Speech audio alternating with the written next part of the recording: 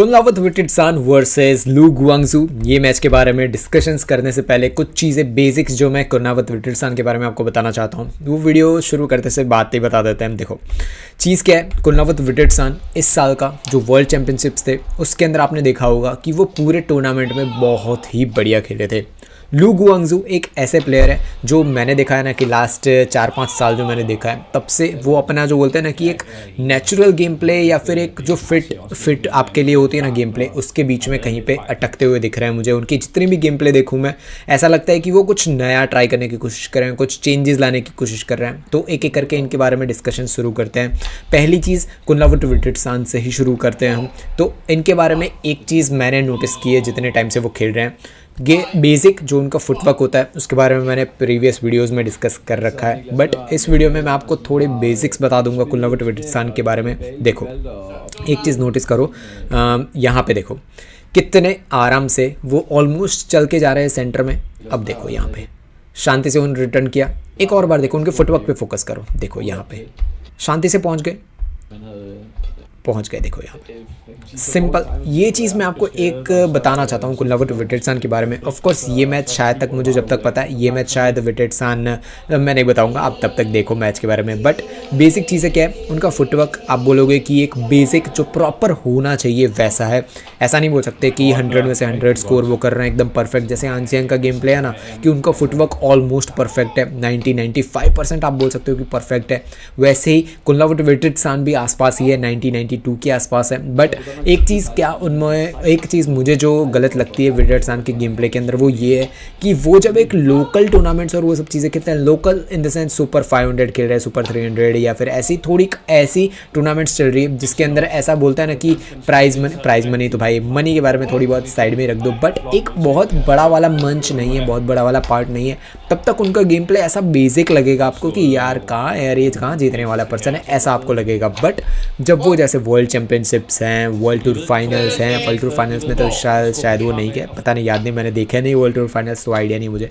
But चीज़ क्या है, जब वो फाइनल्स ऐसे टूर्नामेंट्स में आते हैं वो बहुत ही बढ़िया अपना गेम प्ले दिखाते हैं, जीत जाते हैं। तो कौन सी चीज़ें वो गलत करते हैं ये चीज़ों के अंदर, और भाई कौन सी चीज़ें हैं जो उस टूर्नामेंट्स में करते हैं। कोई भी प्लेयर ऐसा नहीं होता है जो ऐसा नहीं है भाई, एज अ मे प्लेयर मैं खुद की बात करूँगा कि कोई भी मैच मुझे जीतनी है, ऐसा मैं कभी भी नहीं सोचता कि यार ये मैच हार जाऊँ या फिर ये टूर्नामेंट हार जाऊँ या फिर कुछ भी हो जाऊँ। ऑलमोस्ट सारे प्लेयर्स यही सोचते हैं कि ये टूर्नामेंट तो मुझे जीतनी है। बट विटिटसान के बारे में एक चीज़ आप देखो कि वो ऐसी छोटी टूर्नामेंट्स होगी ना कि 750 या 500 ऐसे चल रही है, उसमें यार वो 32 राउंड ऑफ 16 के आसपास ही यार उनका गेम प्ले ऐसा मतलब लीजी दिखता है कि वो हार जाते हैं वहाँ पे। बट देखो कि भाई बड़ा वाला गेम प्ले आया है, वर्ल्ड चैंपियनशिप चल रही है, कुछ चल रही है, वो जीत जाएंगे आराम से खेल के।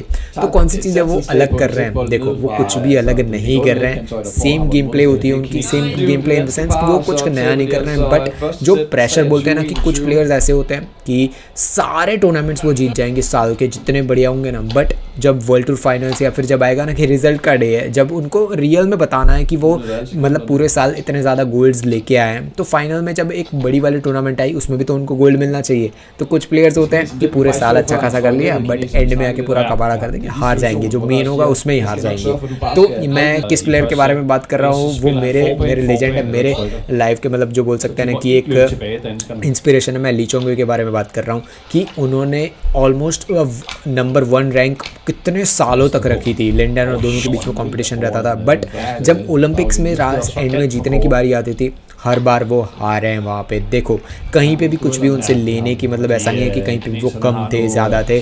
मेरी इंस्पिरेशन मेरे लाइफ के मेरे बैडमिंटन में मैं लिंडन से ज़्यादा मैं ली चोंग वे को मानता हूँ उन चीज़ों में। बट वो एक चीज़ है कि उनकी लाइफ के अंदर एक वो ब्लैक स्पॉट छोटा सा रह गया। मैं ऑफकोर्स मैं मेरे ओपिनियन है, मैं दूसरे के ओपिनियंस नहीं बता रहा हूँ। एक ब्लैक स्पॉट ऐसा रह गया कि यार ओलंपिक गोल्ड नहीं है उनके हाथों में। ऑफकोर्स उनको बिल्कुल भी प्रूव करने की ज़रूरत नहीं है कि उनकी कैलिबर क्या है, उनका गेम प्ले क्या है, बट एक छोटा सा ये रह गया है कि ओलंपिक गोल्ड उनके पास नहीं है।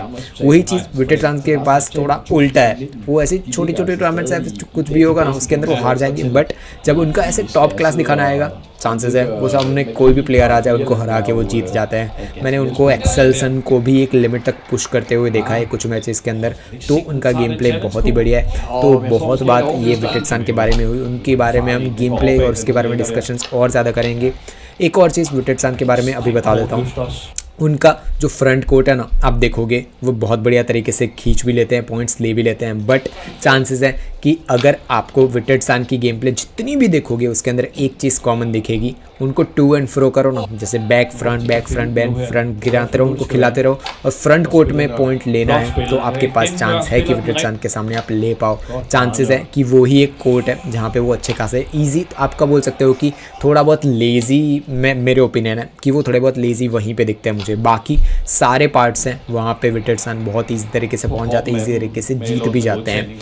एक और चीज़ विटेट्सान के बारे में फोकस करने जैसी ये है कि उनकी बॉडी बोल सकते हैं कि फ्लेक्सिबल है। देखो फ्लेक्सिबल ज़रूर है, बट कुछ शॉट्स ऐसे हैं, जैसे मैं फिर से ये वाला शॉट आपको रिटर्न फिर से करके दिखाऊं तो आपको आइडिया जाएगा मैं बोलने की कोशिश कर रहा हूँ। देखो ओवरहेड वो जब लेने जाएंगे ना, यहाँ से वो ओवरहेड लेने जाएंगे, देखो ये रिटर्न किया, अपर बॉडी देखो, अपर बॉडी थोड़ी कर्व हो रही है, देखो आगे, चलो उन्होंने रिटर्न कर दिया, कोई बात नहीं, वो थोड़ा बहुत चेंज करना चाहते थे। अब देखो यहाँ से वो ओवरहेड लेने जाएंगे, एकदम परफेक्ट। देखो इतना इजी चल के खेलने वाला प्लेयर बहुत कम होते हैं कि चल के पॉइंट्स लेते हैं। देखो यहाँ से जब वो ओवरहेड लेने जा रहे हैं, देखो एक चीज़ नोटिस करो, देखो यहाँ पे उनका हैंड्स मूवमेंट देखो, वो जहाँ पे मारना चाहते थे ऑलमोस्ट परफेक्ट दिखा यहाँ पे। बट यहीं पे अगर एक लचीला और वो बोलते हैं ना कि एक और थोड़ा बहुत वो फ्लेक्सिबल प्लेयर होता, वो और काव होता और स्टिक स्मैशेस मारता।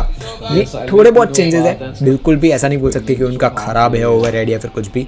एक थोड़ा बहुत एज में थोड़ा बहुत ज़्यादा कुछ अलग प्लेयर्स होते हैं, मैं ये बताना चाहता हूँ आपको। तो यहाँ पे आप फोकस आप क्या सीख सकते हो इन चीज़ों से। देखो आप ऐसा नहीं हो सकता कि कुछ चीज़ें आप परफेक्ट कर लो, कि कुछ चीज़ें अगर आप स्मैश मारने में परफेक्ट हो तो भाई आप उसी पे फोकस करते रहो। आपको कुछ बेसिक चीज़ें होती है जैसे footwork, aggression level, drop level, मतलब ड्रॉप स्किल रहे हो, आपका कंपोजर कितना है, ये सारे पार्ट्स आपके कवर्ड अप होने चाहिए। जब आपकी बॉडी मतलब चाहे ना कि यार सामने वाला भी एग्रेसिव प्लेयर है, आप भी एग्रेसिव प्लेयर हो, तो ऐसा नहीं है कि स्मैशिंग पे ही गेम चलेगी। अगर सामने वाले ने आपके स्मैशेस डिफेंड कर दिए सारे के सारे, फिर कहाँ जाओगे आप। यही चीज़ है कि अगर आपका फुटवर्क बहुत बढ़िया है, एकदम परफेक्ट, आपके जैसा फुटवर्क किसी का भी नहीं, एकदम परफेक्ट है आपका, बट आप डिफेंस में थोड़े बहुत वीक हो, तो सामने वाला तो स्मैशेस मार के पॉइंट जीतने ही वाला है। यही चीज़ है कि कहाँ पे गलतियाँ हो रही है, क्या हो रही है, वीडियो रिकॉर्ड करो आपके खुद के, देखो कहाँ पे आप फंस रहे हो, कहाँ पे आपकी गलतियाँ हो रही है। फुटवर्क धीरे धीरे चेंज करो। सारे प्लेयर्स का एक बेसिक फुटवर्क होता है, नेचुरल फुटवर्क होता है। लू गुआंगजो के बारे में हम कुछ आगे के वीडियोज़ आएंगे उसमें डिस्कस करेंगे, बट इस वीडियो में टोटली मैं विटेट्सान के बारे में डिस्कस करना चाहता था, क्योंकि आगे जाके एक ये ऐसा प्लेयर है कि वो डोमिनेट कर सकता है बैडमिंटन को। चांसेस है कि बहुत बढ़िया तरीके से वो आगे जा भी सकते हैं। तो यही चीज़ें थी कि विटेट्सान के गेम प्ले से आप क्या सीख सकते हो। एक बेसिक प्रॉपर फुटवर्क क्या होता है। फुटवर्क से मेरा मतलब ये है कि आपको 6 कॉर्नर कवर करने हैं, तो थके बिना आप कैसे कवर कर सकते हो। लिंडेन, डी चोंगवी, ऐसे लेजेंड्स को जाके देखो, आपको कभी लगेगा ही नहीं कि वो कोर्ट में चल भी रहे, मतलब आपको ऐसा लगेगा कि यार ये थके बिना ये सारी चीज़ें कैसे कर रहे हैं। अगर आप खुद खेल रहे हो, खुद प्लेयर हो, तो आपको पता होगा कि 6 कॉर्नर करने में भाई सांस फूल जाती है। अगर उस रैली को आप 30-40 शॉट्स पे ले जाओ तो ख़त्म है, आप हार ही जाने वाले वो रैली को। तो वही चीज़ है कि आप उसको कवर कैसे कर सकते हो, इम्प्रूव करके, तो एनहेंसमेंट आपके अंदर कैसे कर सकते हो। वही चीज़ विटेट्सान एक एग्जाम्पल है करंट बैडमिंटन का, कि कितने इसी तरीके से आप आपके बोल सकते हैं ना कि ब्रीथ को भी कंट्रोल करके पॉइंट्स लेके अच्छे खासा फुटवर्क बना सकते हो। तो यही सारी बेसिक चीज़ें विटेट्सान के बारे में थी। और कुछ क्वेश्चंस क्वेरीज आपको विटेट्सान के बारे में हो तो आप कमेंट बॉक्स में लिख सकते हो। आगे भी वीडियोस कुछ आने वाले जिसके अंदर मैं विटेट्सान के बारे में और ज़्यादा डिस्कशंस करूँगा। अच्छा खासा ये लेजेंड बन सकते हैं आगे जाके, बट देखते हैं वो आगे जाके क्या करते हैं क्या नहीं। ये मैच तो वो हार ही रहे, बट ये 2021 की मैच है तो उतना ज़्यादा कन्फ्यूजन वाली बात है भी नहीं।